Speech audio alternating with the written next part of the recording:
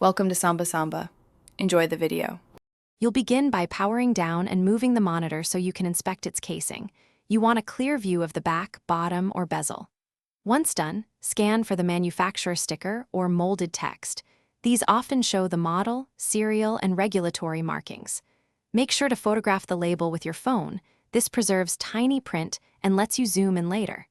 If the label is on a stand or under a cable cover, remove or loosen it carefully so you don't miss the model's string. You'll now power the monitor back on and use its physical buttons or joystick to open the on-screen display menu. This reveals internal identifiers.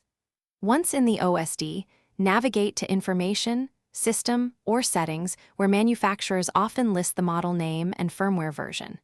If the model isn't explicit, combine the displayed product code with firmware to search accurately. Make sure to write down the full model string exactly as shown. Differences like dashes or capital letters matter when searching for drivers or specs. Finally, if physical and OSD checks fail, check the original box, receipt, or your computer's display settings. Sometimes the OS reports the monitor model. Once done, use Device Manager or an Edit Reader utility to extract the monitor ID directly from the signal.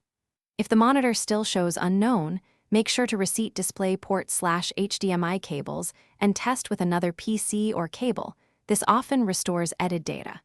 If nothing works, one key troubleshooting tip: swap cables first. Faulty cables cause many detection problems. Thanks for watching. Consider subscribing if we helped you.